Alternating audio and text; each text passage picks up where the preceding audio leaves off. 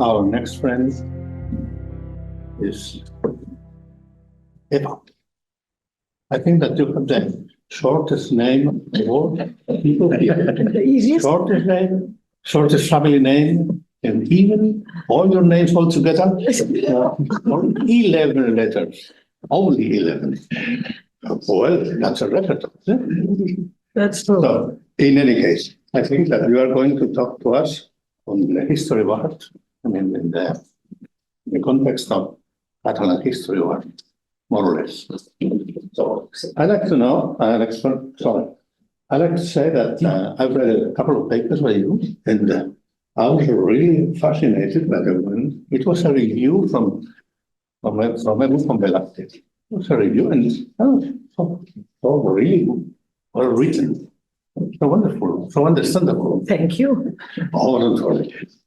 And the another one was, I think I have the name somewhere, yes. I need my glasses, sorry. And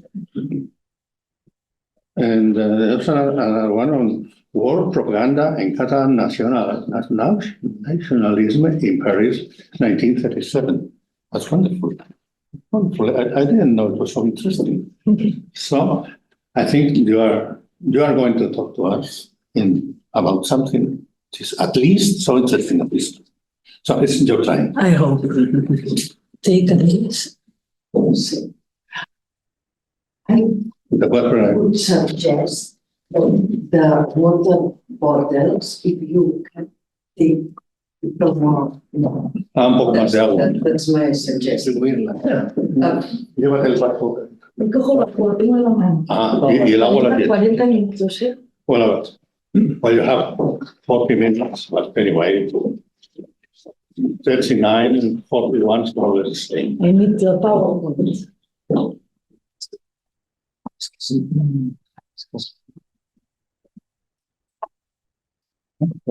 Interesante.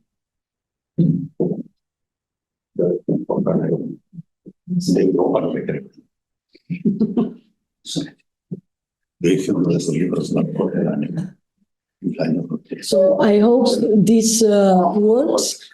Now I am a little bit afraid because Costas opens so much the Scopus and Yes. talks to a very interesting topic, and I am going in another direction with a case study, very particular and in a very particular way. So this linked with my horrible English can be an explosive combination. In any case, I'm going to talk about the role played by the first three exhibitions of Catalan art that were held abroad for the first time, which took place in Paris. It works.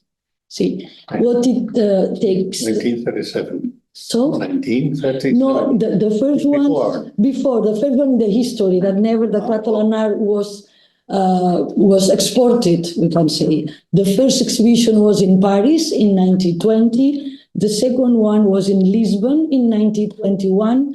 And the third one was in Amsterdam in 1922. Three exhibitions that were, as I will try to show, instruments at the service of Catalan cultural diplomacy during the interwar period. But before dealing with them, it's necessary to mention that my paper has three particularities.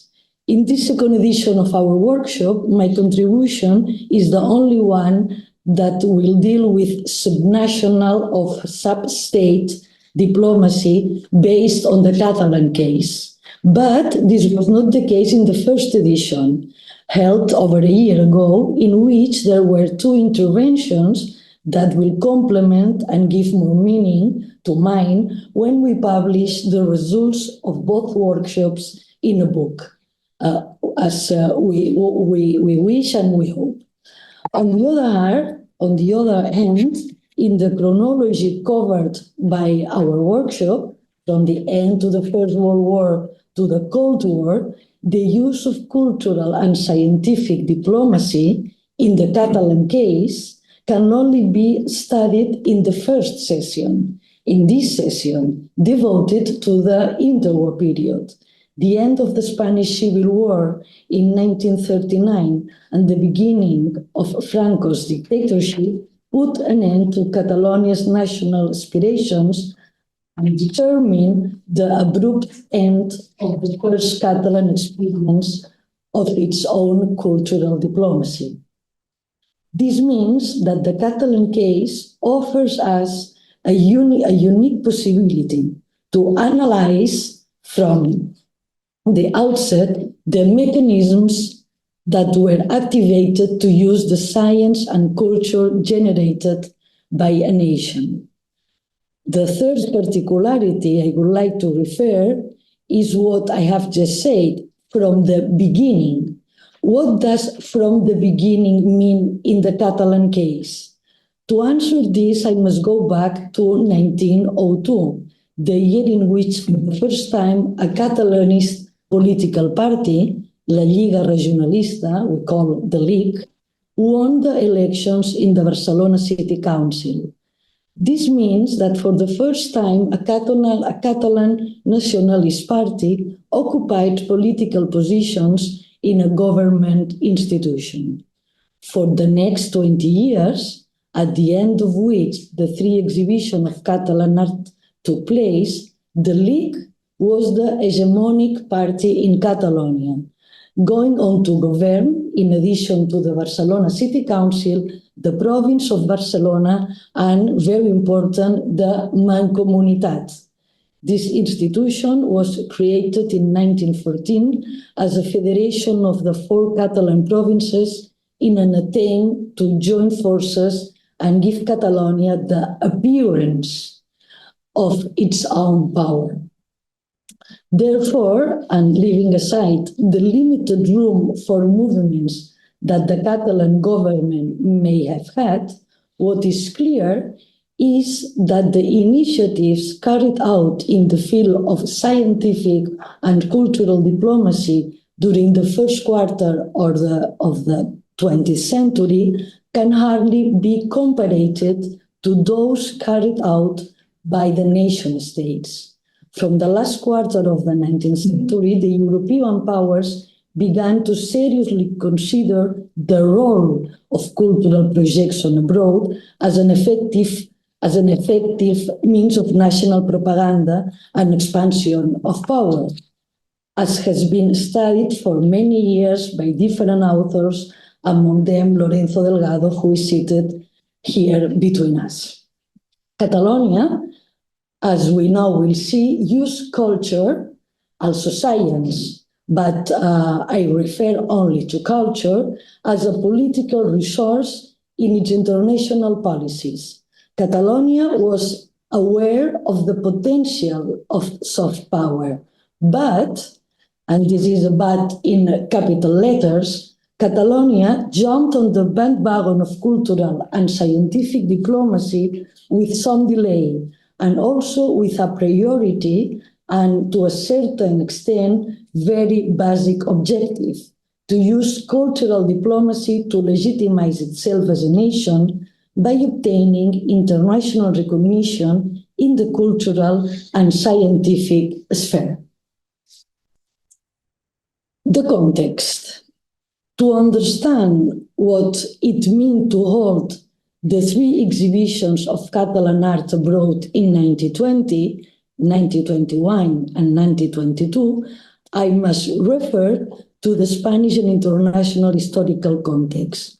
Rarely there is an exact synchronization, and then it is necessary to situate these exhibitions within the framework of the temporary exhibitions that were being held in Europe in the 20s in order to determine the suitability of what Catalonia was trying to do. Let's take a look. In 1919, January, the peace conference begins in Paris after the end of the First World War. In the previous months, high representative of the League, the Catalan party that led the governing institutions in Catalonia, had tried by all means to internationalize the demands of Catalonia, which wanted a self-government that Madrid government was denying. It seemed the best time to do, since one of the so-called point of Wilson insisted on the recognition of the rights of national minorities. It was later realized that this recognition would only affect countries that had intervened in the war, which was not the case of Spain, and therefore Catalonia was excluded.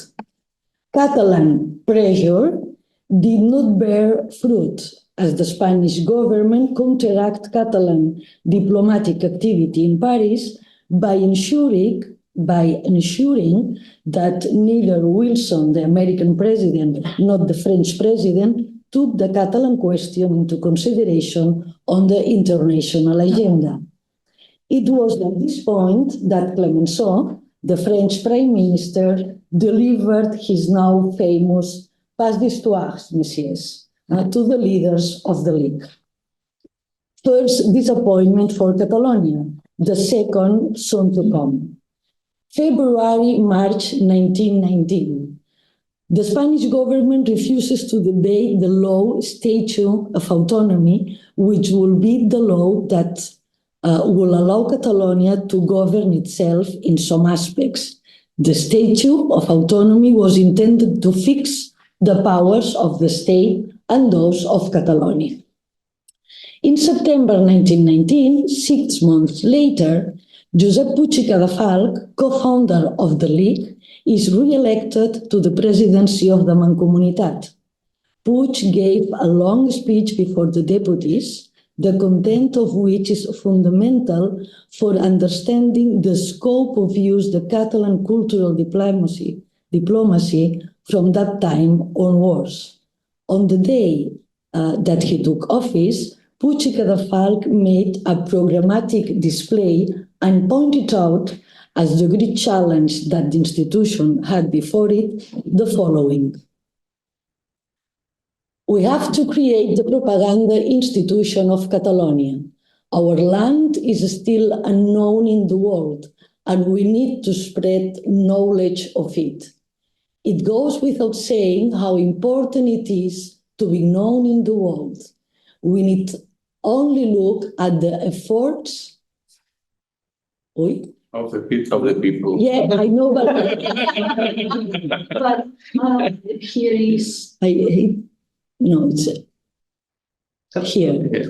The efforts made by the people who have now recovered their autonomy and think of the consequences of our material and spiritual commerce. To know and to be known, this is a task to be carried out. Later, he added, referring to the non-approval of the autonomy statute law, I quote, "We do not have the authority of government, but we do have moral authority," end of the quote. That's why it was needed to think of other strategies to vindicate themselves, and one of them was to begin the process of internationalizing the Catalan political cause, not through diplomacy, which had not borne any fruit, but through more subtle mechanisms linked to culture and science. It is in this context that in November 1919, the director of the Barcelona Art Museums, Joaquim Folch i Torres, proposed to the Barcelona Exhibition Board to hold exhibitions of Catalan art abroad every year, something that had never been done before, as a project that he called Project for the Expansion of the Catalan Art Movement Abroad. The same year, 1919, an exhibition of Spanish painting had been held in Paris, and the counterpart, the exhibition of French painting in Spain, had been held in Madrid the previous year. This is how art exhibitions worked, with bilateral agreements that scrupulously respect reciprocity between countries. The clearest example of this is the Musée du Jeu de Paume in Paris, which during the interwar period hosted more than 20 exhibitions whose common denominator was to show the French public national art produced in foreign countries. According to Francis Haskell, the fact that the national exhibitions abroad began precisely at this time, after the First World War, it was because of the desire to strengthen relations between the Allied countries. There were artistic justifications, of course, but above all, it was a matter of strengthening the links between the guest and the host. In the surviving documentation on the initiative of the director of the Barcelona Art Museums, nothing is said about these exhibitions, the French ones, and whether it was necessary to follow this model. But it was obviously be absurd to think that Folke Torres did not know about it, especially when the president of the Mancomunitat, Josep Puig i Cadafalch, was not only a politician, but an architect and an art historian with a clear international vocation from the outset. Puig i Cadafalch was well aware of what was happening in the world. We have numerous documents that prove it. And so was the director of the Barcelona Art Museums, who had been his disciple and who had his position thanks to the president of the Mancomunitat. Getting down to business, what the director of the Barcelona Art Museums called the project for the expansion of the Catalan artistic movement abroad, with the Barcelona Exhibition Board approved without hesitation, fulfilled the mandate that the president of the Mancomunitat had launched in the before-mentioned speech and could be carried out thanks to the national framework that had been deployed institutionally since 1914, the main objective of which was to modernize the cultural, scientific, and educational structures in Catalonia, bringing them into line with what was being done in Europe. The aim was also, and in return, to position Catalan culture in the world. We have already seen this in the speech of its president. Today, I will focus on the exhibition of Catalan art, not from an artistic point of view, but taking into account, above all, their conceptions and ideological framework. The aim is to analyze the role they played as devices of Catalan cultural diplomacy and to highlight the impact that nationalism, in this case Catalan nationalism, had on culture. The same thing happened in Europe, where temporary national exhibitions were at the service of the symbolic policies of the states, which used them as effective tools in terms of representation. Towards the exhibition of Catalan art in Paris in 1920, the project for the expansion of the Catalan artistic movement abroad, carried out by the exhibition board, of which the director of the Barcelona Museums was member and which depended on the city council, became a reality in October 1920, when the exhibition of Catalan artists was inaugurated as a part of the Salon d'automne in Paris. The Salon d'Automne was not just any art event. It was one of the three major exhibitions held annually in the French capital, the spaces in which any artist aspired to exhibit. Paris was chosen for several reasons, because of its undisputed position as artistic capital, and also because in 1917, Barcelona had hosted the three annual salons, which, because of the war, could not be held in the French capital. Paris owed a debt to Barcelona. Paris was the best showcase to satisfy the aim of the Catalan Exhibition Board, for Catalan artists to present themselves to the world as such, without any link to any official institution of the Spanish state and with their own organization.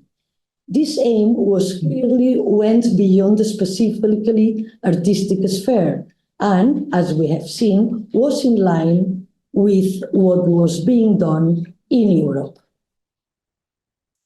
The arrangements, the mechanism of the Paris exhibition, which was broadly repeated at Lisbon and Amsterdam later, was as follows. First, the best works were chosen only from Catalan artists who had participated in the annual exhibition held in Barcelona before. The second point is appoint a permanent delegate in the city where the exhibition was to be held. Doing so, he could make artistic contacts and guarantee a current of curiosity towards the exhibition, and once the works had arrived to the city, he could be in charge of setting them up. In the third place, it was necessary to appoint a Catalan journalist who would be in charge, as the documentation says, of the propaganda of the exhibition. Someone who, in short, will tell here what was happening there, and who will also try to place some articles in the foreign media.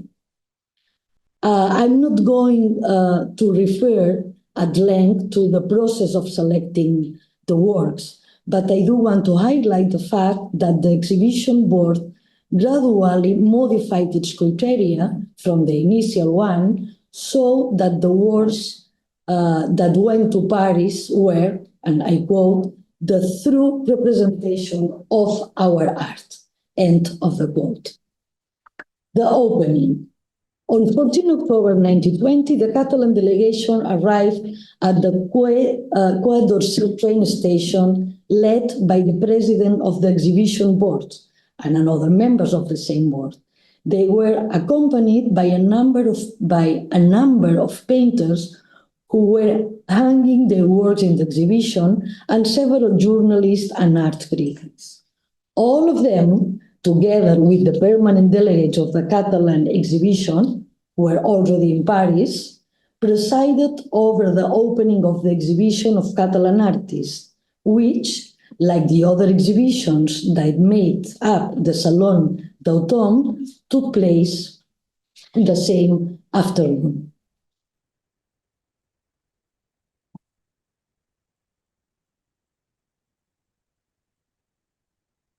What could be seen in the exhibition in Paris? It's thanks to the catalog that we can get an idea of what was taken to Paris. A total of 107 works were exhibited, including paintings, sculptures, engravings, and decorative arts. The list of artists shows that the most diverse artistic trends coexisted in the exhibition. Painters who represented the greatest exponents of Catalan pictorial modernism, who were already enjoying international recognition at the time, such Santiago Rossinyol. Other artists, such Joan Miró, he went to the exposition with 2 works, or also Gargallo, with works clearly linked to the Cubism. Undoubtedly, the largest and best represented group was made up of artists who illustrate what we call noucentisme, a sort of Catalan translation of what was happening in Europe with the movement known as the return to order. In Catalonia, however, the noucentisme was not only an artistic movement, but also a movement of great cultural scope with an important theoretical ideological basis, which enjoyed institutional support from the outset. In fact, we can almost say that the noucentisme would not have existed without the League. The exhibition reception, although they are very revealing and I have studied them carefully, I'm not going to refer to the artistic issues covered by the reviews, but we must use them to answer a question. Did the French press pick up on the programmatic idea of the exhibition Catalan board? The answer is yes. The French critics echoed, in effect, what the Board of Exhibitions explicitly and implicitly wanted that Catalan artists should be seen as an entire of their own, distinct from Spanish artists. The confrontation between Spanish art and Catalan art was the subject of some of the texts devoted to the exhibition. The fact that an exhibition of Spanish art had been held in Paris the previous year certainly made this a good opportunity.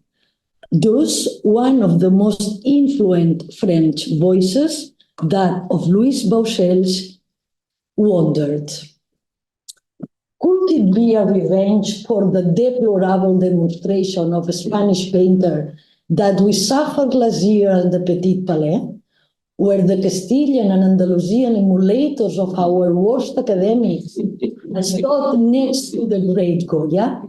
I think so, knowing that Barcelona has been, for half a century, the focus of ardent pictorial research. André Vernout, from the Parisian newspaper L'Avenir, also expressed himself along the same lines, stating that the Catalan artists had wanted to show that they had nothing to do with the Spanish artists who had exhibited the previous year in Paris. I could give more examples, but I must come to the end. The Exposició d'Arte Catalán, Lisbon, 1921. The 1921 exhibition of Catalan art in Portugal, and also that of Amsterdam in 1922, had a different nuance to the Paris exhibition. In Lisbon, it was no longer a matter of Catalan artists exhibiting their works together as a part of an annual exhibition, but organizing a special exhibition for themselves at Portugal's main fine art society. The title, the change of the title, was also significant. From Exhibition of Catalan Artists to Exhibition of Catalan Art. This was an unmistakable move towards a national art. In Paris, I don't know why it's not totally clean, the screen, but why we act like this. Thank you. In Paris, it had not been necessary to mobilize the press and critics in particular, as the Catalan exhibition was part of the Salon d'Automne and attention, good or bad, was guaranteed, as we have already said. In Lisbon, the story was different. The first thing to do was to get the Portuguese interested in holding the exhibition. In this respect, the Catalan Exhibition Board found the way paved. A young Catalan intellectual called Joan Estalric, the right-hand man of the leader of the League, had grasped the challenge of the president of the Mancomunitat to create an institute that will disseminate Catalan cultural abroad. The institute, which was called the Office of Catalan Expansion Abroad, and which was directed by Fabra, began its expansionist work precisely in 1919, starting with Portugal.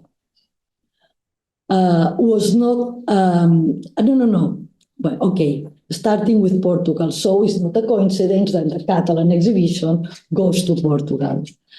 At the time, it's important to think about that. At the time was a time of extreme unrest in Catalonia after the failure of the Statue of Autonomy in the Spanish cause in 1919.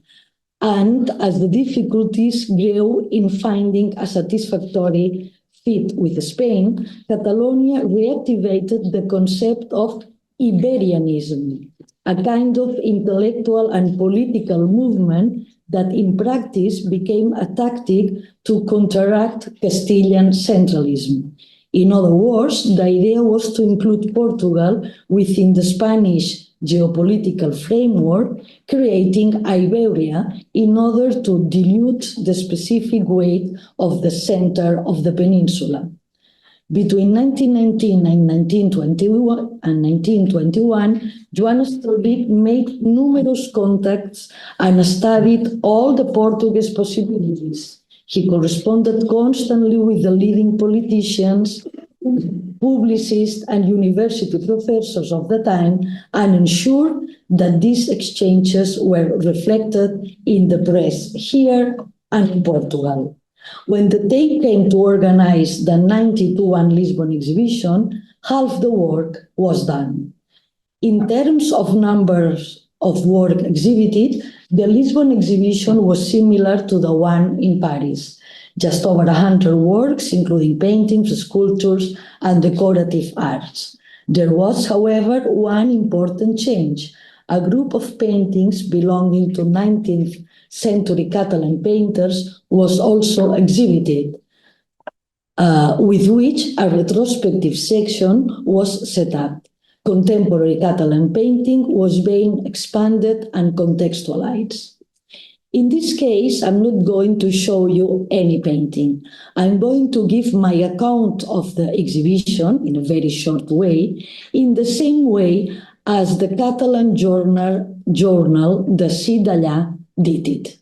It is easy to understand why. Of the 7 pages that the journal D'ací d'allà, of the 7 pages devoted to the exhibition, there is no mention of the name of any artist. Of the 5 photographs, there are none of any work. I showed them here. It is true that D'ací d'allà was a cultural journal, not specifically artistic, but despite this, the absence to which I refer is striking. The journal did not deceive the reader either. The chronicle it published referred, as the title indicates, to the Catalan mission, not the Catalan art exhibition, but the mission, the Catalan mission in Portugal. Therefore, what it explained was what the Catalan delegation had done in Lisbon before opening the exhibition. This delegation was chaired, like the one in Paris, by the president of the exhibition board and was made up of total of 7 members. Here we see them together with the president of the National Society of Fine Arts of Lisbon seated in the center. The entire entourage was received by the president of the Portuguese Republic at the Presidential Palace and by the mayor and alderman at Lisbon City Hall. On the day of the inauguration, these personalities were joined by the Portuguese Minister of Public Instruction, together with other members of the government, the diplomatic corps accredited in Lisbon, and the Spanish ambassador. the list seems significant to me. All this, as you can imagine, was published in both the Catalan and Portuguese press, which gave very extensive coverage to the exhibition and everything that surrounded it. De tentoonstelling van Catalanse kunst, Amsterdam 1922. Now we come to the third and last exhibition held in Amsterdam, specifically at the headquarters of the most important art society in Holland, Arte et Amicitia, in October 1922. Like the Portuguese exhibition, it was called the Exhibition of Catalan Art. The decorative arts and the retrospective section were omitted. By the exhibition, introduced sure values such as Picasso, although the fact that he had been trained in Barcelona did not exactly make Picasso a Catalan. In addition, along with paintings and sculptures, a large number of books on some of the artists featured in the exhibition were brought to the Netherlands. The exhibition also included a large batch of photographs of medieval Catalan paintings and sculptures. For the first time, therefore, an attempt was made by other means, and not only with works on display, to give a compact impression of Catalonia's artistic wealth. Once again, the Barcelona press said little about the works that could be seen in the Dutch capital, by that list all the artistic and cultural institutions with which relation had been established, and the list was not a short one. The Royal Society of Sciences and Arts, the prestigious journal Oud Holland, the Institute of Zoology of Amsterdam, the University of Utrecht, the University of Leiden, and so on. Art had taken a backseat, and what was truly remarkable were the contacts that had been established in Holland and that in Catalonia was known that they were done.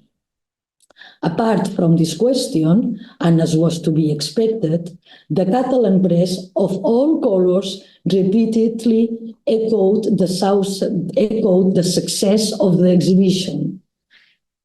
And we can see this in two extremely important details. On the one hand, the fact that it was the Queen of Holland, accompanied by the highest authorities of Amsterdam, who closed the exhibition. On the other hand, because the exhibition was moved to Groningen without initially being planned, satisfying the request made by this city. I forget to show you the poster of the exhibition and the conclusions.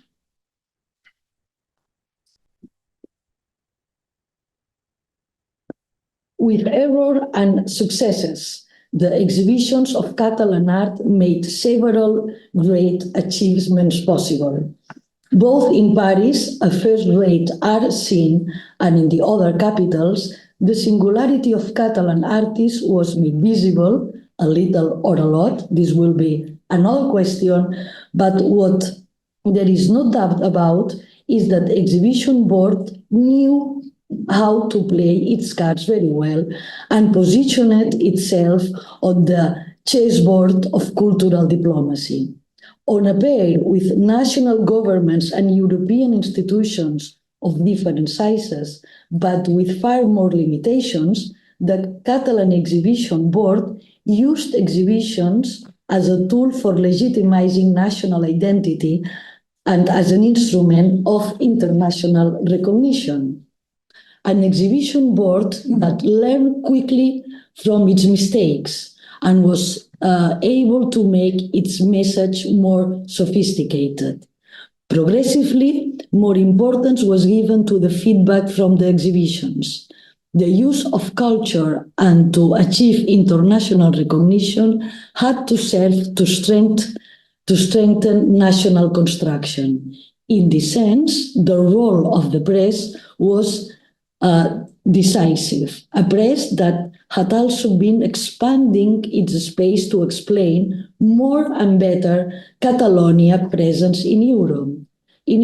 This can be seen very clearly in the pages of this newspaper, La Guerra de Catalunya, one of the leading Catalan newspapers of the time, from 1921 onwards created the section Catalonia a l'estranger, what it means Catalonia abroad.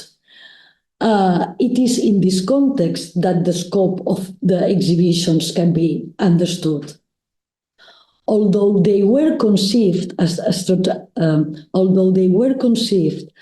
strategy for the expansion of the Catalan art movement abroad, their ambition, as we have already noted, was much greater.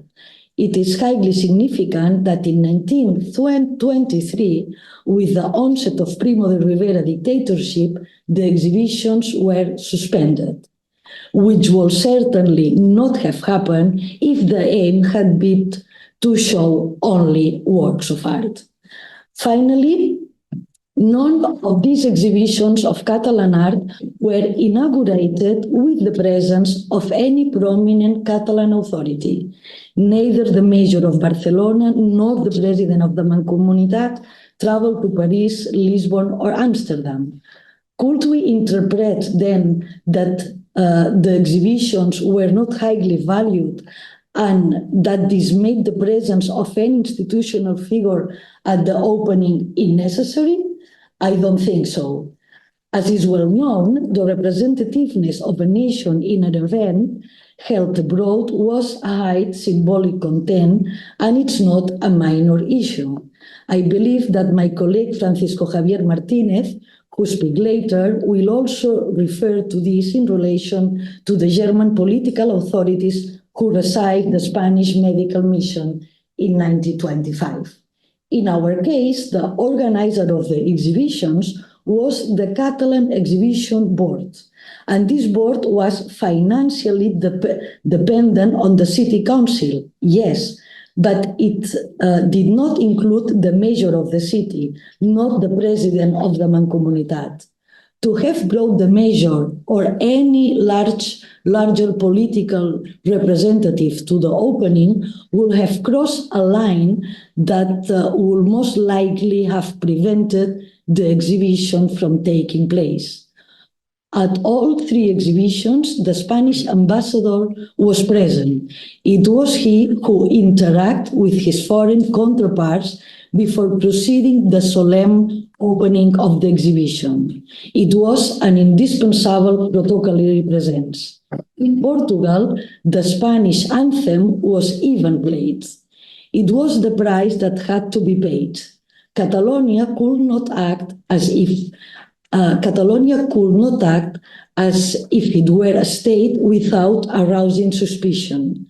An ingenious formula had to be devised to represent it, a delegation made up of city councillors, artists, and journalists that would not generate diplomatic conflict. This is precisely what a letter that arrived in Barcelona months before the Paris exhibition of 1920 seems to allude to. Signed by the head of the Salon d'Automne, it stated, I quote, "It is necessary that from Catalonia it be realized that the invitation to the Salon d'Automne was a purely artistic matter, and that it has not the slightest connection with any official undertaking." End of a quote. André Saglio knew very well why he was saying what he was saying. Perfecto. 3 years earlier, when Barcelona had hosted the French saloons I mentioned earlier, diplomatic tensions had come very close to preventing them from being held. Taking the mayor or the president of the Mancomunitat to Paris would have meant making the exhibition official and perhaps spoiling everything. It was not possible to take a direct route. It was better to take a path than to stop making the journey and not reach the destination. That is what That is what the Catalan authorities must have thought. A Catalan poet, Martí Garcés, literary critic of the newspaper La Publicitat, seemed to refer to the same question in an article he published in 1922. In it, he lamented that the office of expansion abroad had not yet borne fruit. More than 2 years had passed since its inception. He attributed this not activity, this less activity, to two factors. One, the lack of financial resources, and two, the fact that the Mancomunitat had realized that the official expansion of Catalan nationalism, I stress official, was not politically possible due to the incomplete nationalization of our land. In short, Catalonia was not a state and could not act as such, and even less so abroad. The exhibition board played its cards very well. It took refuge in ambiguity and got what it wanted. The poet proposed the same things, to reconvert the office of expansion abroad into an office of literary expansion abroad, to see if that would bring more luck. Paradoxically, when he set this trap on October 1922, the exhibition of Catalan art was being held in Amsterdam. Fortunately, there was not official representation from Catalonia. It was precisely this that made it possible. The great merit was that, despite this, the Catalan delegation was received by the highest authorities of the countries hosting the Catalan art exhibition, and this was made possible by the skill of men who acted as true diplomats, dealing with Spanish ambassadors and Portuguese and Dutch ministers. They succeeded, as was stated in one of the articles written about the Portuguese exhibition, in getting Catalonia, I quote, for the first time since it lost its liberties to be received again in its national quality by the highest representations of a foreign nation. End of a quote. All things considered, it was worth it. Thank you.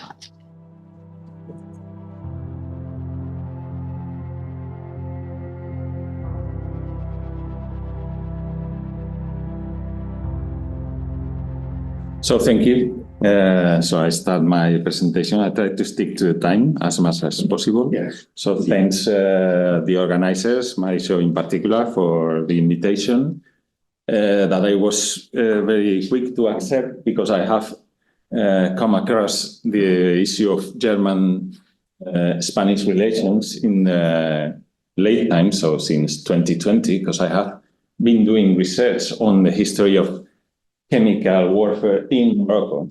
So that led me to investigate the connections of certain private companies in Spain, in Catalonia, with some German companies for the production of these substances for use in the Moroccan War. You can say clearly So- gifts.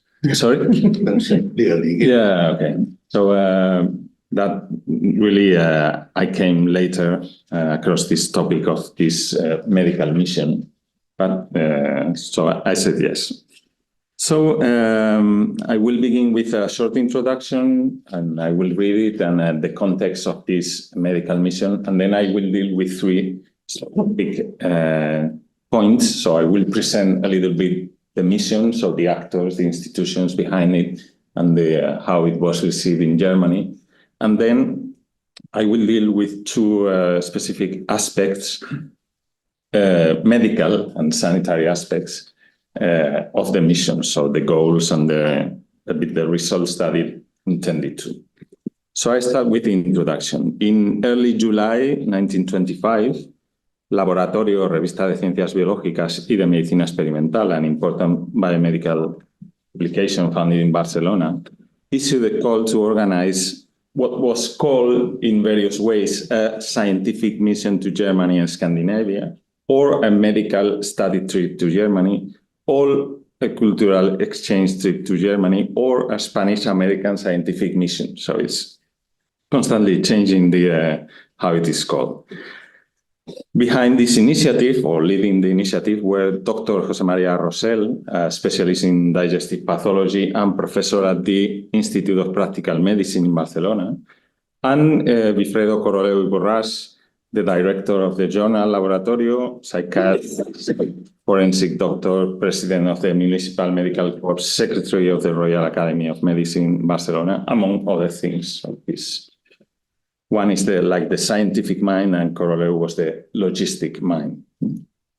The result was an extensive and diverse group of Spanish and some Spanish-American or Latin American doctors who, when departed from Barcelona on the 3rd of August 1925, they went to Paris, and then they visited the cities of Cologne, Köln, Hamburg, Copenhagen, Malmö, Berlin, Frankfurt, and Amsterdam, before returning to Spain on the 23rd of August.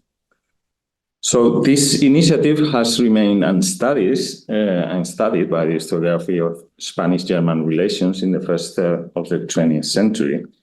But I think it constitutes an object of great interest at the intersection of various problematics. For example, Spanish-German relations during the Weimar Republic and the Primo de Rivera dictatorship, international health cooperation during the interwar period, the fight against malaria in Spain and in Spanish African territories, Morocco and Guinea, or the mobilization of private chemical and pharmaceutical companies during the so-called Rif War in Morocco.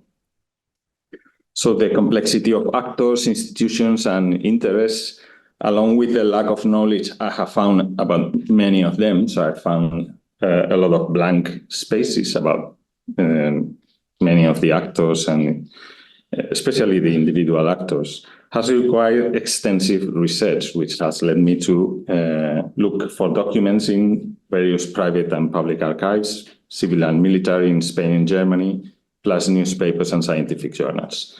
But as you will see, the research is ongoing despite the work carried out in the last month since I was invited to this conference. So the context and goals of the mission. The year 1925 was decisive for both Germany and Spain. In Germany, the post-war issue that was key for the stability of the Weimar Republic was the country's reintegration or not in the international community. And in 1925, the tensions between those who we can call internationalists, so they wanted to be reintegrated in the international community, and isolationists tilted in favor of the former, thanks to events such as the end of the French occupation of the Ruhr and the signing of the Locarno Treaties in October 1925. In Spain, the major issue behind General Primo de Rivera's coup in September 1923 was the Moroccan War and the draining of human and economic resources that it caused to the country. So in 1925, the war was finally moving towards a solution thanks to Franco-Spanish military collaboration, which resulted in a joint offensive in September. And this led to the replacement of the so-called Directorio Militar for a Directorio Civil in December of that year. But now that Primo could begin to redirect the enormous military expenditure towards administrative modernization, economic development, and social politics, which he considered essential to maintain himself in power, tensions emerged between different models of doing that, so between more conservative or more progressive sectors. So in a situation where Germany was still outside international diplomatic frameworks, and Spain had seen its reputation deteriorating due to the dictatorship, culture, science, and specifically medicine would make possible a Spanish-German contact that both countries judged as mutually relevant in this year, 1925.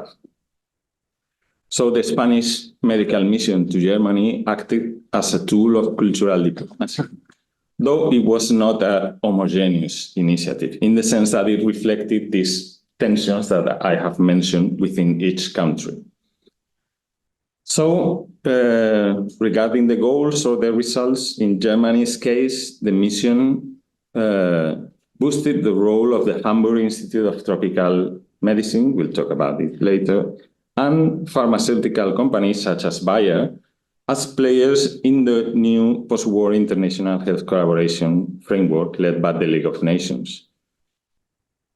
This role, and this has been studied, has been considered as a significant factor in Germany's admission to the League of Nations in September 1926. So the Hamburg Institute is a really relevant institution, not just for medical integration, but for general integration of Germany.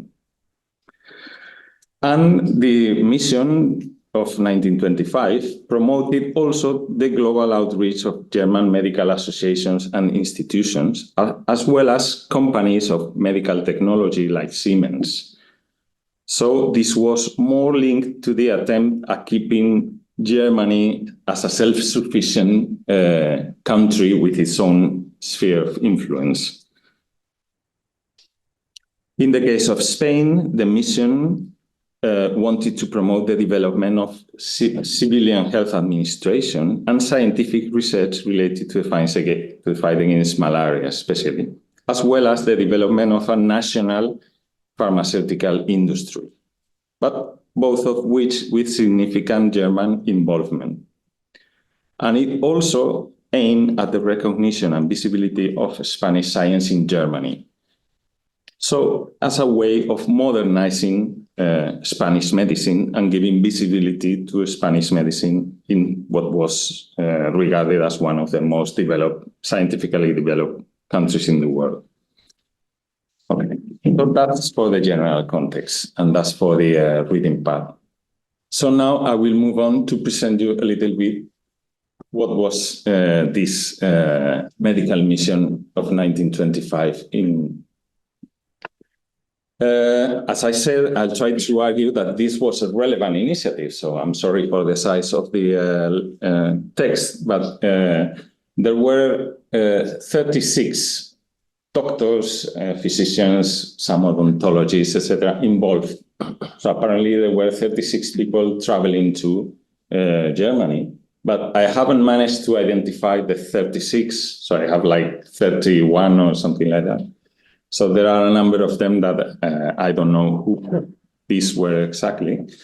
But as you can see, most of them came from Barcelona. So it's really a Barcelona-based initiative, but it's a situation that is complementary to what Eva has said, because here the goal was to mobilize the Barcelona medical community not for a Catalan nationalist project, but for the Primo de Rivera dictatorship. Okay. So this is a bit, I think it reflects a bit the medical establishment in Barcelona at that moment. And we have people from the municipal health department, so people from the municipal health corps, from the Hospital de Santa Creu, from the Royal Academy of Medicine, and some other institutions. Okay. And we know little about the organizers. So we have on the left-hand side, you have Dr. José María Rosell, this specialist in digestive pathology. I think he was the scientific mind. He had the scientific contacts in Germany because he had been trained there in the German university. So he had studied medicine in Würzburg, I think, in Hamburg. And then we have the logistic mind, or the public relations, which is Dr. Wilfredo Corole, which is on the right-hand sid, but on the left-hand side. So, he was more, did not have really a scientific or research career, but more a professional standing or status in Barcelona. But we don't know much. There are short biographies about them, but I have been trying to develop more how they were connected, etc. The journal is not very much known as well. So it's a journal is created in 1917, and it changes the orientation. And when Coroleu becomes the director in 1923, I think it goes to a more practical approach. So there's an interest in the pharmaceutical industry and the connections with technological biotechnology, we should say. So we should know more about this journal as well. Okay, and there are a number of sponsors, pharmaceutical laboratories in Barcelona or German, such as Merck, for example. The program of the mission was very intensive. There were 3 weeks travel, and they visited all these cities, and in each city they visited a lot of institutions. So it's very ambitious, the program. And I say 3 weeks. And the involvement of the German part is very intense. So starting from the German consul in Barcelona, and this has been studied, this man was like very active, much more than the Madrid consulate in this period. So this Ulrich von Hassel, he creates a number of institutions, or in Barcelona, for example, the Chamber of Commerce.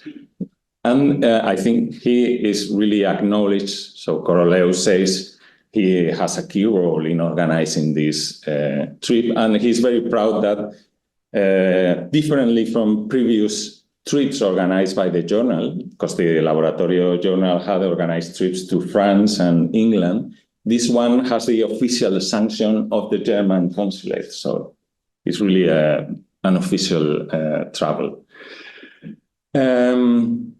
And it's not just the consulate, it's the ministries, the foreign affairs ministries in Berlin and the Home Office and the Ministry of War that are involved in the organizing activities for these doctors. And this is Coroleu says in a review.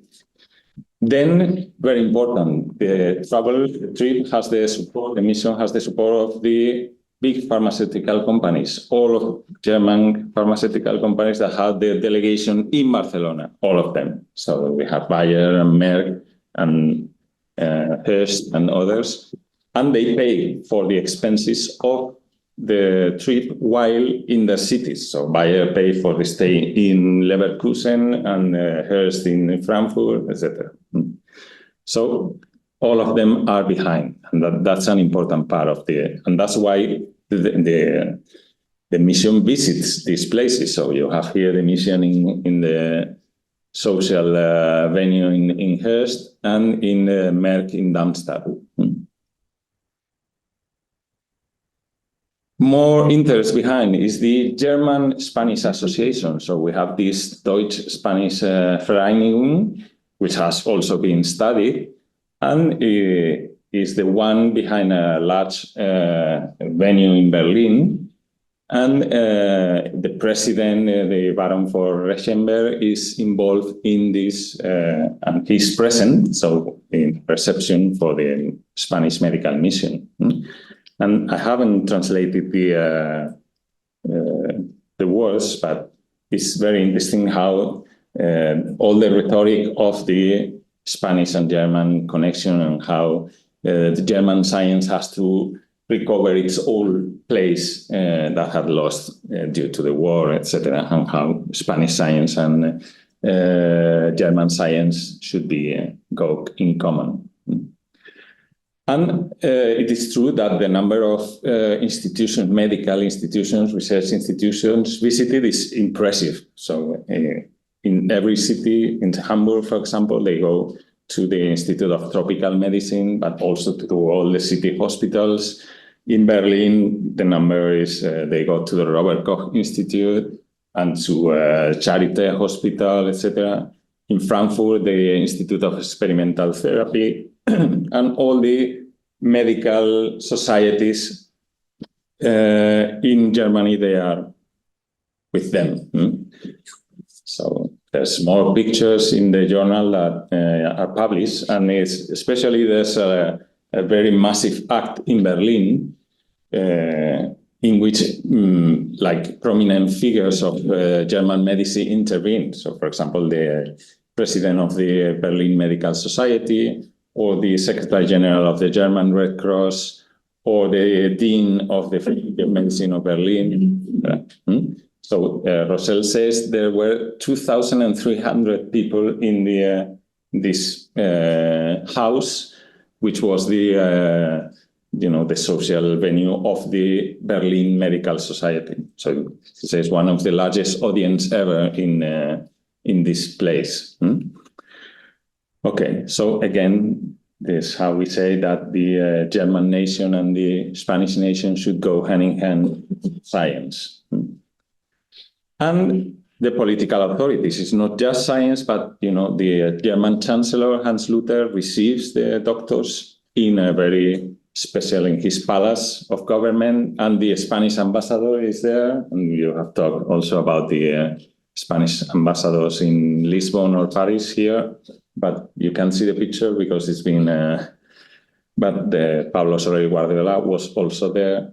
And then the mayor of Hamburg, the mayor of Berlin, they all participate in the reception, and they all insist in this discourse. With differences. For example, the mayor of Hamburg, and this we'll talk about it a little bit later, the differences between the reception in Hamburg and in Berlin. The Hamburg mayor insists, for example, in the connection between cities. So between Hamburg and Barcelona. So there's no rhetoric about Catalan, but Barcelona and the city of Barcelona is present. So I think it's the only politically correct way of referring to this, to the presence of this mission.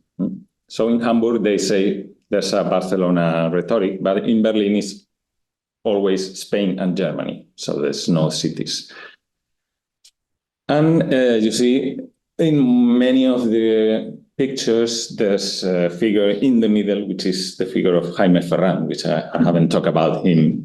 And he plays a very important role. And this is the second thing that I'm going. So going to the two aspects, medical aspects of this mission, which I think I have shown it's a relevant initiative, and there are a lot of interest and support in both sides. One of the goals of the mission, I think, is to rehabilitate the figure of Jaime Ferran.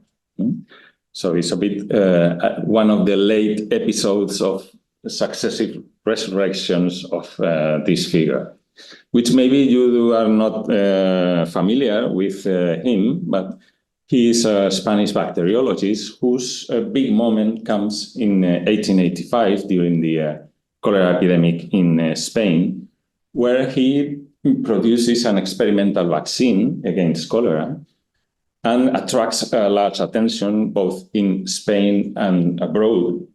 So, but it turns out bad for him because in the end, there's a lot of division, there's a lot of criticism in Spain, and there's especially a French medical mission going to Spain that dismisses the findings and says this vaccine is not good, etc.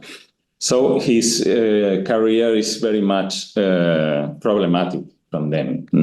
And he is denied a very important French prize for the cholera research in 1886. And the French, they give the prize to a sort of antithesis of Ferran, which is Philip Hauser, a physician that worked in Spain for a long time.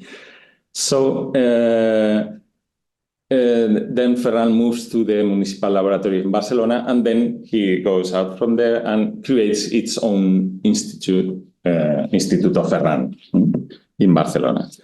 So we find here there's a small remain of this institute, which is part of a secondary school now in Barcelona. But the thing is that the French, they try to rehabilitate a bit Ferran in 1907. They give him this Breard Prize. But it comes late, and he is probably hasn't forgotten the incidents in 1885. So he is recruited for the mission in 1925. I don't know exactly who does this recruitment. He's not in the first list of the mission, but then it comes in the later, and he becomes the symbolic center. So he is really always in the middle of the photographs because he is the symbolic center of the mission. And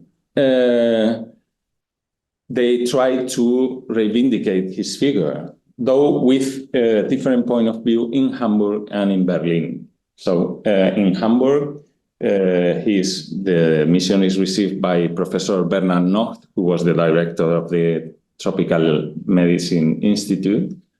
And Nocht says, well, when I worked with Robert Koch in the 1880s, I didn't believe what Ferran said. So, but okay, I recognize him, I acknowledge him. And in Berlin, the reception is much more critical. So he's really acclaimed, and it's a huge standing ovation for him, etc.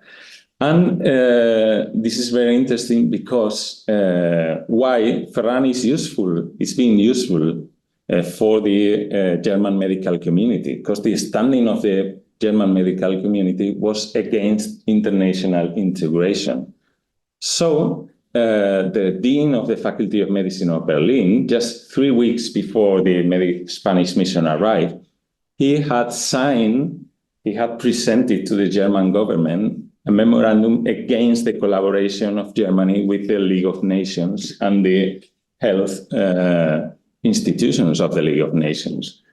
So we can see here that the Germans are using the figure of Ferran against this, so as another instrument to oppose integration in the international system.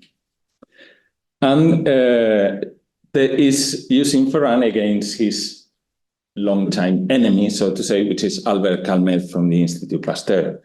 And we find, for example, that the German Society for Doctors and Natural Scientists is criticizing constantly the Institut Pasteur in the post-war period, saying it's not really appreciating the work of German scientists, etc. So by putting in front the figure of Ferran, they're criticizing Calmet, which is, by the way, is one of the leading figures of France in the League of Nations Health Organization. So the message, I think, is very clear on the German side. On the Spanish side, the program is different. And we find here, when the mission returns to Spain, Coroleu publishes sort of an article, a short article on Ferran.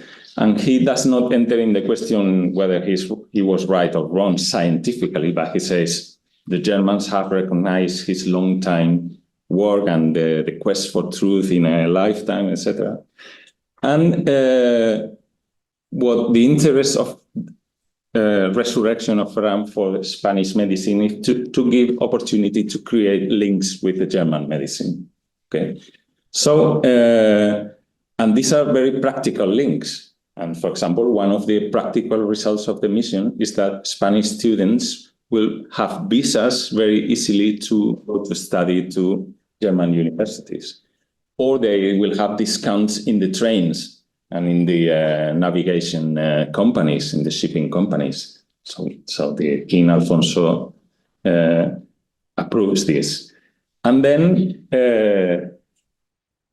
a possibility for the modernization of Spanish medicine. So the production of Spanish doctors is becoming known in Germany because they will have a space in German journals to have their investigations published, and they will collaborate, they will have opportunities to get support from German societies, etc.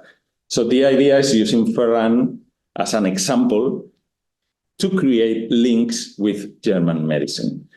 And also with, find here some, it's not just Spanish, but it's also Spanish-American. And we have here in March 1926, there's an Asociación Iberoamericana de Medicina creada en Berlín created in Berlin. So there's a Spanish representative, but there's from South American countries.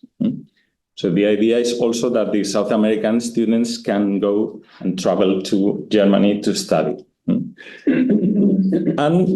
the modernization of Spanish medicine, not just through scientific interchange, but also through medical technology. And one of the main visits of the mission is to the Siemens facilities in Berlin, which is apparently a huge terrain with a lot of factories, etc. So Siemens was, for example, the leading producer of X-ray machines and all the electrotherapy technologies. So it's a way to also facilitate the transfer of technology to Spain. Okay. So that was the first point. So the symbolic figure, the use of Ferran as a symbolic link between Spain and Germany. So he has been recognized by Germany and not as the French did, and to create opportunities to modernize Spanish medicine through scientific interchange and through technological transfer. And then we have a second aspect, which I think is very important, but it reveals that the mission was not homogeneous. So there were different interests in the mission. And we have seen the difference between Hamburg and Berlin. And we also have differences between those who intend to benefit in medicine and those more in public health or in a more sanitarian approach. So another aspect of the mission is that it's going to be like a first step towards the expansion of Bayer research and commercial business in Spain.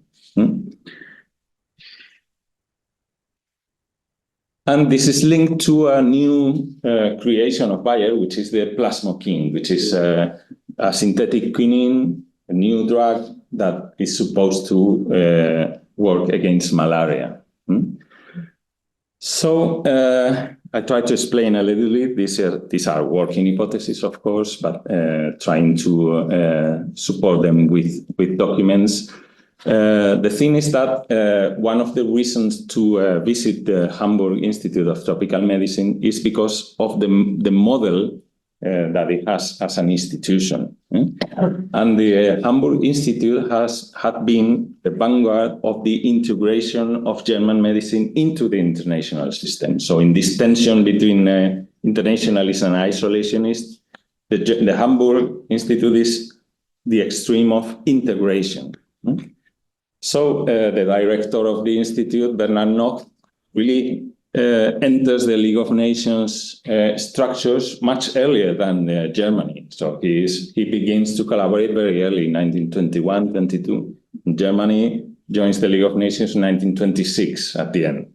So it really starts, and he is recruited by Ludwig Rassmann to collaborate with the League of Nations. And why is possible this? Because, of course, of the tradition of the Institute, but also because the League of Nations is not dependent from 1922 from France and Great Britain, but from the Rockefeller Foundation. So this is not my idea. I've quoted this from some work. So to see how the Rockefeller Foundation funding gives independence to the League of Nations to promote relations with Germany, to the despair of the French and British representatives. So the Hamburg Institute can start to be integrated with the League of Nations, and but there's a second factor important here that is not so much studied, which is the link with pharmaceutical companies. So the League of Nations wants to also have the pharmaceutical companies back to international health, because they provide the drugs and they need the drugs for sleeping sickness or malaria or others. So a way to do this is precisely to collaborate with the Hamburg Institute, because the Hamburg Institute has close connections with Bayer to use the drugs for for application. So it's what we say today a win-win situation. So it's good for the Hamburg Institute and it's good for Bayer because it gives Bayer real test to try the new drugs. So there's a first episode of this is the story of the so-called Germanin, which is the drug of Bayer for sleeping sickness. So there's a Bayer pharmaceutical department, research department, very strong with the figure of Wilhelm Röhl. So you have here on the left, and the general head of the department, Herrlein. So the Bayer produces a new drug. Röhl produces a new drug with a team of chemists, and the new drug has to be tested somewhere. So they get in contact with the Hamburg Institute, because the Hamburg Institute had a hospital where a lot of people from all over the world came, and they tested the drug there. And then there's another researcher of the Hamburg Institute, Kleine, takes the drug to Africa and makes essays first in South Africa, then in the Belgian Congo, and finally in Uganda with the sponsorship of the League of Nations. Okay. What's the story of the plasmokine? It's like a second episode of the same strategy. So we have a new drug synthesized by Bayer in 1924, and they give it to the Hamburg Institute. And then they test it in Africa, okay? But here's where Spain comes in the picture,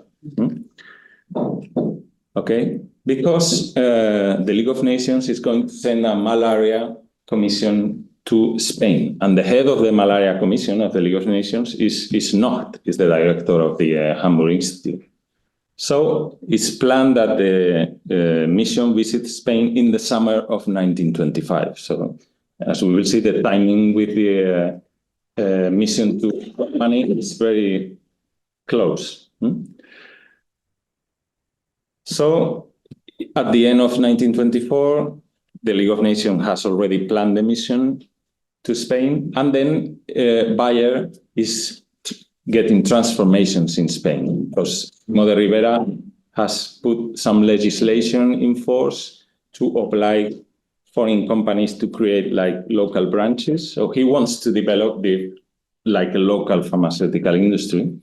But these branches are just commercial, okay? It's not producing, it's not factories, but it's commercial. But it's like a first step to oblige to create a local pharmaceutical industry in Spain. So Bayer has to create this company, the Unión Química y Comercial, in Barcelona, as all the rest of companies.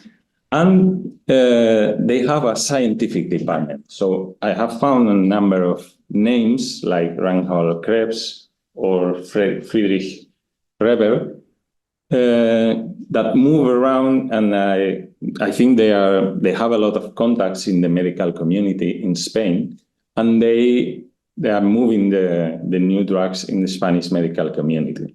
Okay, so Bayer, when the Spanish League of Nations trip is confirmed in April, Bayer, Krebs contacts Wilhelm Röhl and says, you have to come to Spain to test plasmokine. And he comes in June 1925. And he's going where the malaria, Spanish anti-malaria file is concentrated, which is in Extremadura, in the area of where the malaria incidence is higher.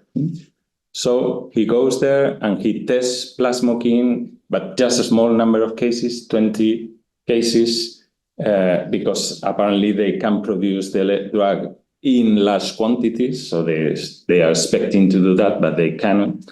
So they begin to test the drug.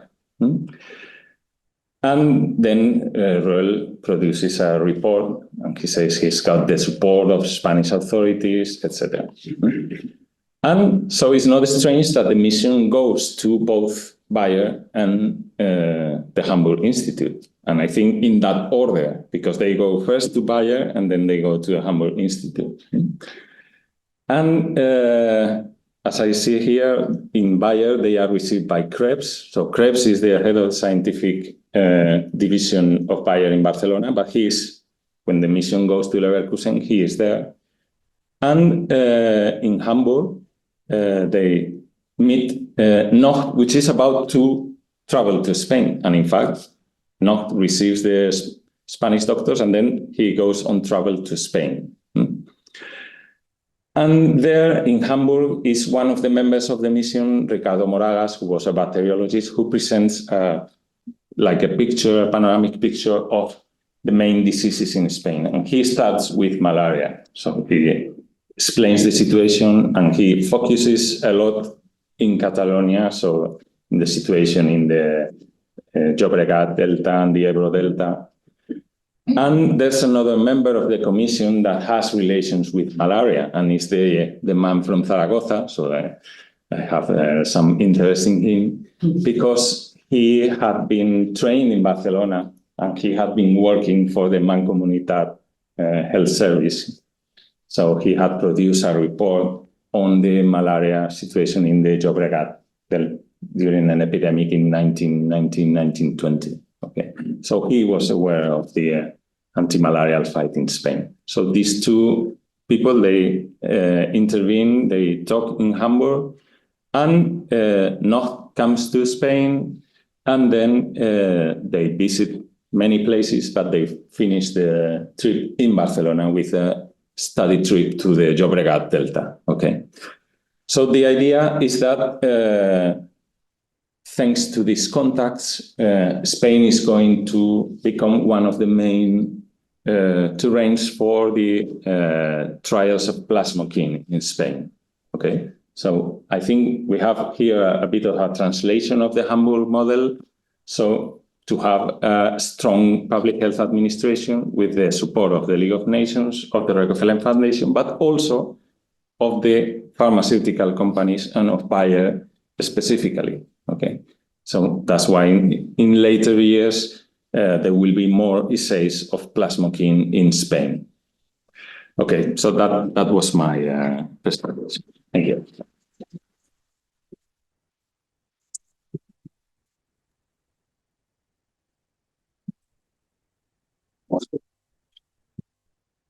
There's some 40 minutes. 39. Wonderful. So we have a lot of time for talking, for questions. We have a lot of time, or we A lot. to go A lot until. No, we have time enough, because in any case, we can eat on the restaurant, maybe not all together, because there's a lot of students now, but we can eat in a place. So it's planned that we have. They are not waiting for us at any definite time. So, okay. So, You should. Te había puesto. I have a couple of comments. May I? yes, he did. Yeah, okay. Professor Barona. Okay, a couple of comments. First, Ferran. Well, Ferran was vindicated, but he was a very problematic figure itself.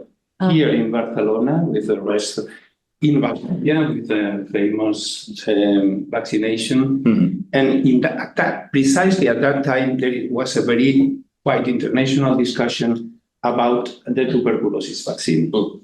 And he tried all the time to be recognized in front of the Pasteur Institute in France.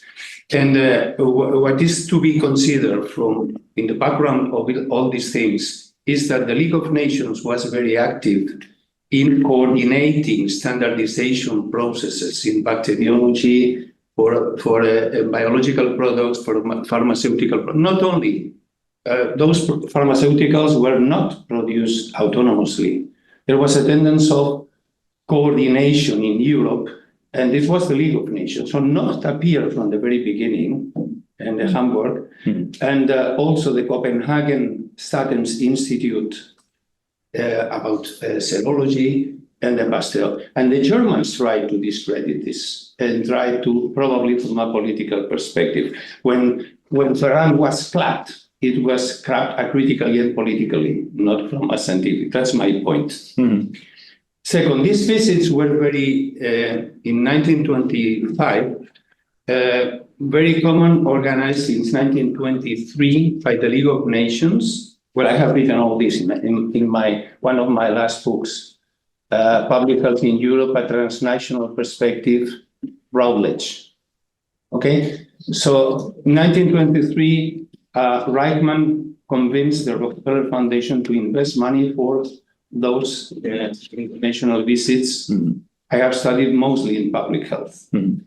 So in order to establish a model of public health according to the Rockefeller Foundation standards and how they try to implement this in European capital cities, etc., in national institutes of health.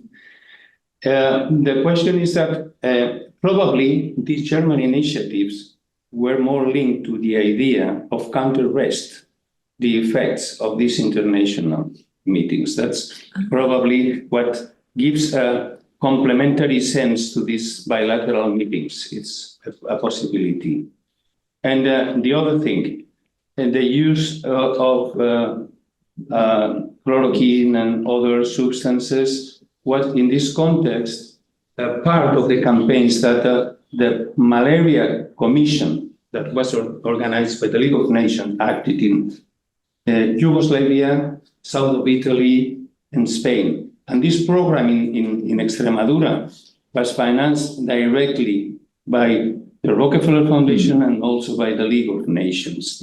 So it's simply to clarify that this was something which had very much international actors, and that Gustavo Pitaluga, Salí de Buen was the head of all these technical things that were paid not by the Spanish government or by the German private enterprises, but contrary by the Rockefeller Foundation according to the scheme of intervention, strategies of intervention.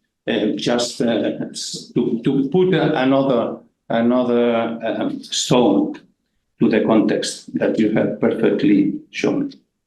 Thank you. And any other questions? No? Yeah. Hi, I am still here. Hearing you.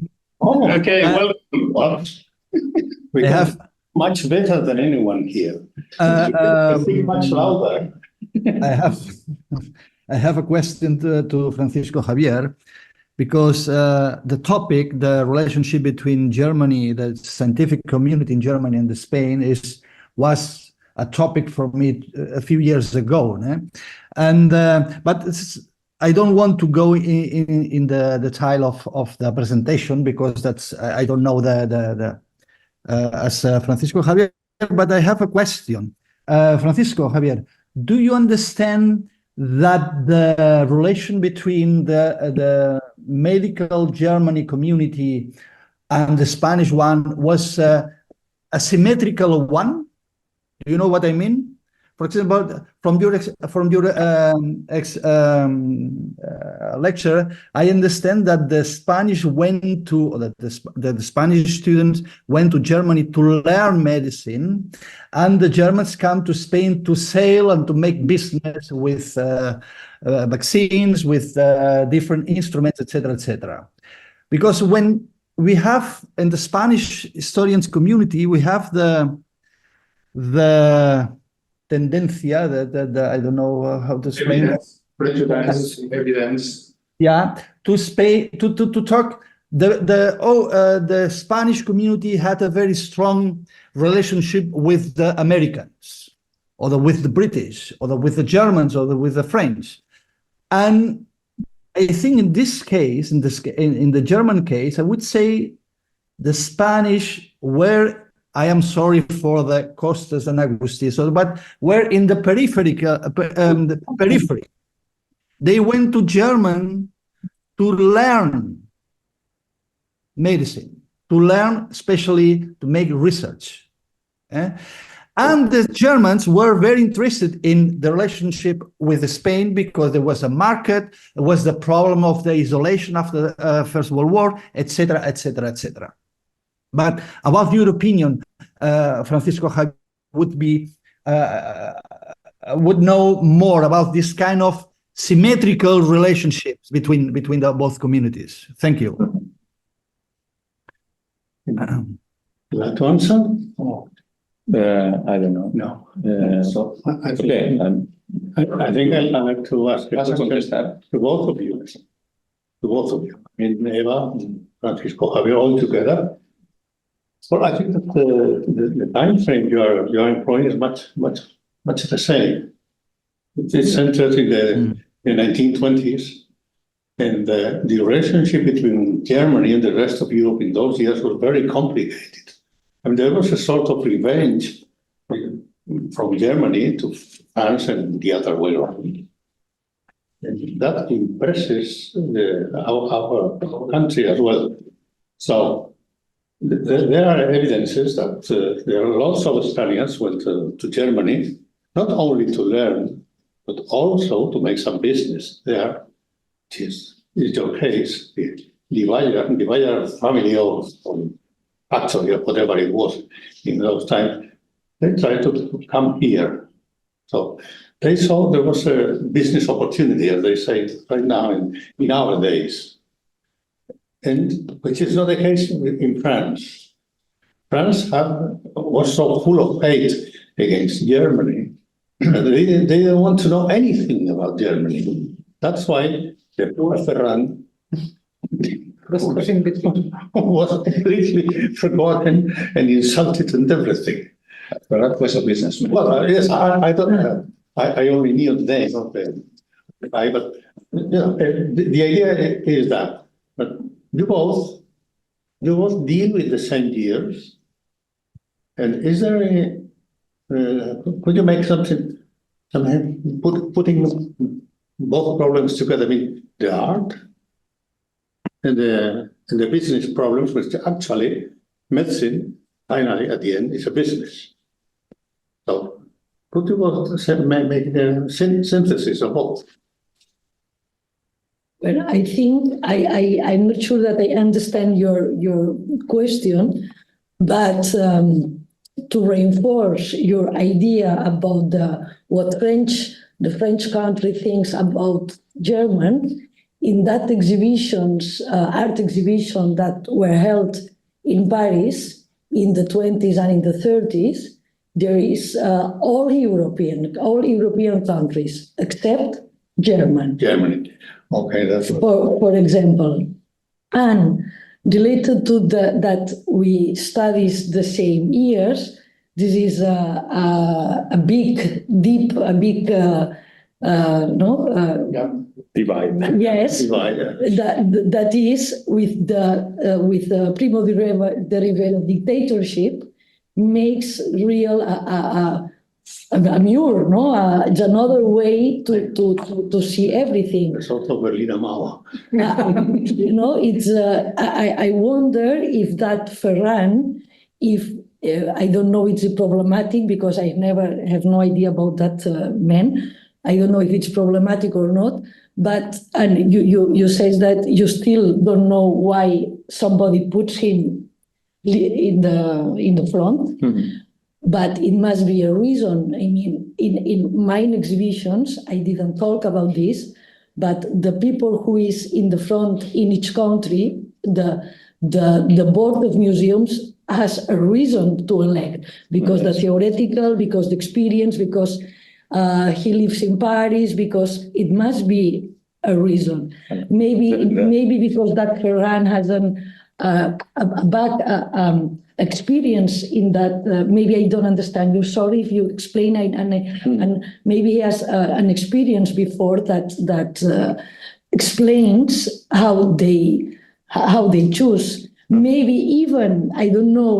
Maybe even he works in the past. I mean, during the Mancomunitat, in the arts scenery. During the Primo de Rivera, of course, that exhibition just stops, and the people where work are put it away. I mean, it was a very big parenthesis, no? Mm-hmm. The people which work, even the sections of the museum changes because this. And I don't know if that Ferran, for example, or others can work in the past with one way to see and with another historical moment, even when they are very, very close. I mean, there's a good reason to put Ferran in this mission, because I think he feels the symbolic importance of the relation between Spain and Germany. And he, as I said, is very convenient for the Germans to show, for the German doctors and medical associations to show his opposition to international integration. So I think what I said is that I don't know if it was very planned in advance or it was like a last minute recruitment. I don't know. But apparently he was not in the first list and then it comes. So someone thinks, I don't know who exactly. I think we have like two complementary, we are in the same period, but we have two complementary. You have a mobilization of art for a nationalist Catalan project, and here is a mobilization of the Barcelona medical class for Primo de Rivera dictatorship. And I think the continuity is precisely that Primo de Rivera knows that he needs Catalonia, and he needs the industry in Catalonia, and he had been the Captain General in Barcelona. So he had the connections and he had men here. He had the new Captain General, which is Emilio Barrera, is a close friend from student years in the military academy. So he puts his men here and Javier Martínez Antonio, etc. So he had the contacts. And he, from the moment that he is beginning to end with the war in Morocco, he knows that if he wants to civilize a little bit the dictatorship, he has to get support from the Barcelona class and from the industry, etc. But there's no Catalan rhetoric. Just the city. Is the city of Barcelona, you can say that, but Catalan, etc. No, it was impossible at that time. Out of all the discourses, there's no rhetoric about Catalan or Catalan. So it's just Barcelona or Manresa. And so cities, okay. So I think the continuity will be that. So the dictatorship needs the Catalan industry and medicine, etc. Regarding the question of Albert, I was thinking when Kostas Gavroglou has intervened, he has already said this. There's no symmetric negotiation, really. So I think we have here an attempt at a close contact. But of course, the positions, the agendas and the positions of each one is very different.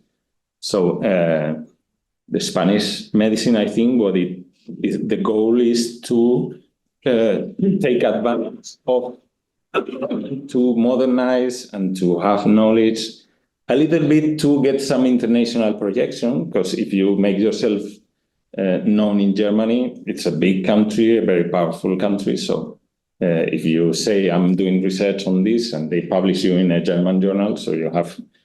But of course, for Spain or for Spanish, it's more training. So it's more going there and being trained in Germany and then have the knowledge, German science, German technology back in Spain. That's what I think. So I would say it's not symmetric, the relation in this moment, okay?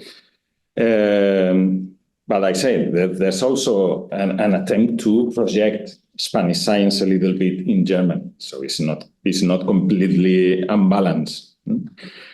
More things. What Professor Barona said, of course, the Ferran is a very problematic figure. So I'm the last speaking about Ferran. So there's a whole literature about Ferran. So of course he's a very problematic figure. And of course, he must have his own personal agenda, and then he also participates in this. And he is, I think, used as a vanguard against French science, against the Institut Pasteur, and that's why he's useful. And he knows that, because his lifetime has been a fight against the French science that had discredited him, etc. So I'm not entering that topic. The question of the League of Nations trips that you have studied lately, the Laboratorio committee, so Coroleu, Rosell, they are very conscious of this. And it's a journal, I've read the journal in these years, and it's quite favorable to, and it's very conscious that, and it informs, it gives like short news of the League of Nations has organized, so they are like very in favor of this. They have a positive stand towards the League of Nations, and they know, apparently they organize these trips because they want also to participate in this. It looks like a general movement of interchange and of scientific travel, etc. So there's news about this in the journal, and the journal also informs about the activities of the League of Nations, and even Pitaluga, as a representative of Spain in the League of Nations, publishes in the journal and gives some report on the activities. So it is sort of positive. So they are conscious that they are in a way doing this, but they are not in the formal frame of a League of Nations trip. So, but they have this connection with the trip of Nocht to Spain, which I think is not studied as well. This 1925 trip to Spain of the Malaria Commission is not studied. 10 minutes. Okay. And then And just Barona again. okay. Yeah, no, very briefly. I just want to highlight the fact that Ferran was not linked to the public laboratories, universities, institutions. He was leading the Municipal Institute in Barcelona, and he resigned because he had a lot of problems with all, even prestigious doctors and colleagues in the city and in the rest. He was a problematic in that sense. He was a figure. He was a private researcher, as his private institute with his private interest. And this is important when we say that private enterprises in Germany or private enterprises in Spain, to consider that he was not the representative of any sort of institution. And well, with a lot of specific questions and a lot of things that could be said. This was my first comment. The second one I wanted to say, I have forgotten, but the second one, it was your question about the bilateral equal or not. I think it's very important. If we go to 1925, this is the moment, young and not so young researchers from Europe and from America came to Spain, but in particular to the Cajal laboratories and Rio Ortega in Madrid that were leading neuropathology and neurological research, and this was internationally recognized.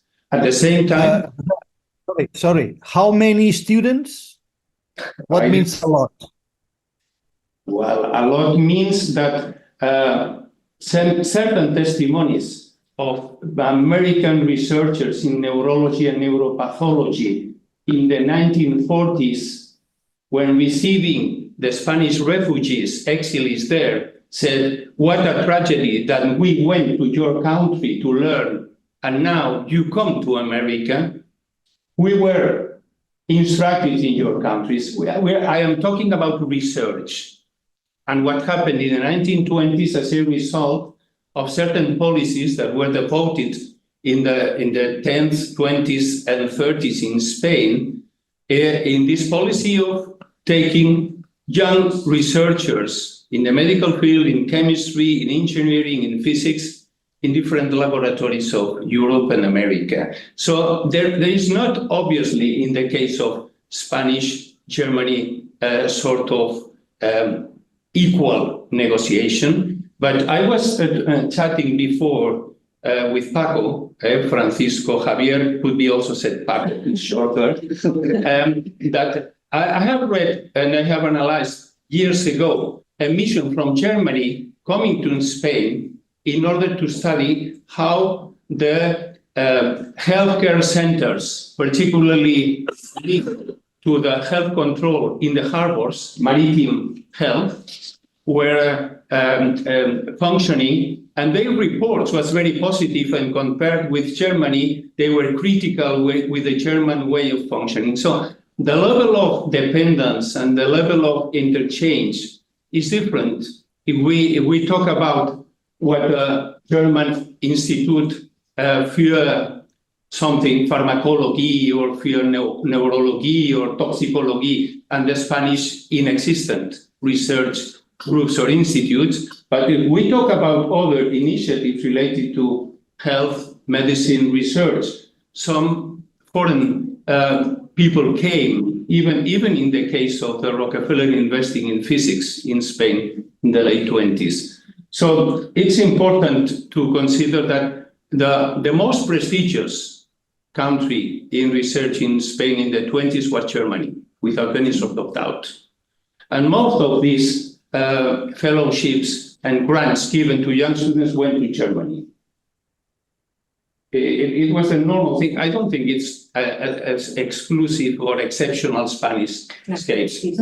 Probably in Portugal and in Italy and in other countries it happened the same. But there is a political background in these events that are related with the rivalry and the exclusion between France and Germany in the 20s. I'm sure that this is a very relevant factor to take into account. Oh, I think. Sorry. No. It was so interesting. Thank you both for the two very interesting papers. But as my recent research is in the field of history of exhibitions, my heart is with you. So I have a couple of questions for you. The one is, was cultural heritage promoted in the interwar period, or was just contemporary art? And the second one is, what did the participating artists pursue by participating in these exhibitions? They were chosen, of course, but was it their career, their national identity? Were they sort of soldiers to the national cause, or were they just very happy to expose their work in Paris? I like a lot these two questions. About the cultural heritage, it was maybe the most important exhibition of Catalan art that even till now held abroad was in 1937 with the civil, yes, with the Spanish Civil War. And yes, and in that moment, in the Spanish Civil War, and the Catalan government takes a decision that later on was imitated by the Louvre in a certain way, because we are earlier, not in everything, but in this case we are earlier with the Civil War.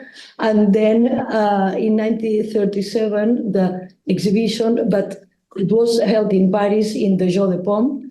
But the Romanical paintings from the 11th century, Gothic paintings, the most, not only the heritage, but the most valuable heritage. It's exactly the how big was our fear, how away we put our heritage.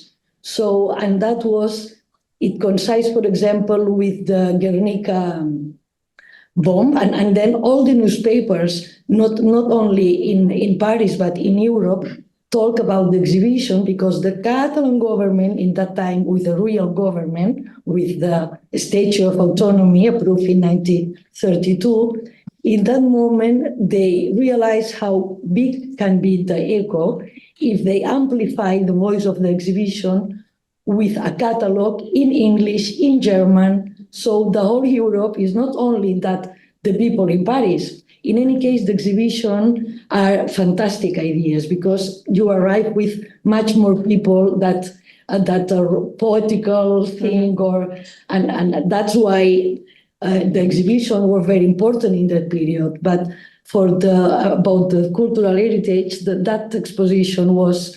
And of course, in the middle of the war with our neighbors, because in that time, French was, with the Frente Popular, with the government and Léon Blum.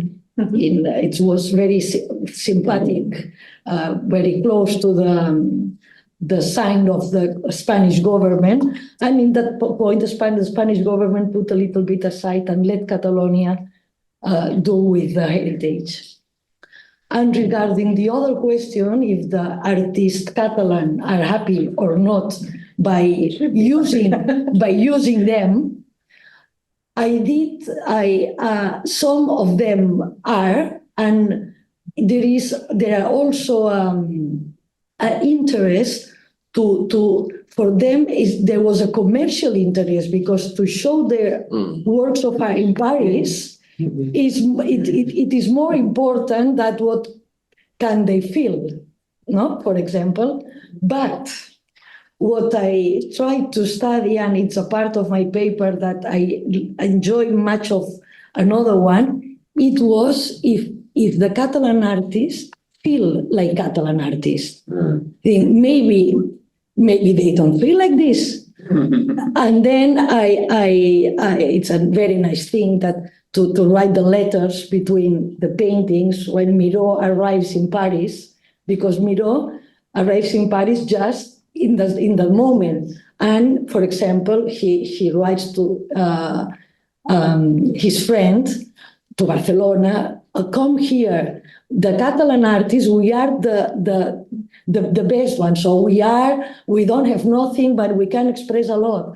So maybe not all of them, but I was a little, it was for me to see in the letters, and in more than one, and more than in 2 or 3 artists, that they really has the feeling that there is a division between what the Spanish artists are and what Catalan artists are. And of course, don't forget that commercial interest that is never Prestige. Of course, yeah. No, it's when Perhaps they all wanted to become French. yeah. Many of them succeeded, I think. Yeah. Be a solution. So I think we are done for this morning. Our time is scheduled to be free at 1 o'clock right now. So we have time for lunch. We'll be back at 3:45. As far as I know. Las dos. We have time enough. Animal maldición. Sí, animal maldición. On time here. No, we go with the tickets over there. Okay. But I think we cannot sit together, so we can find maybe 2 or 3 places.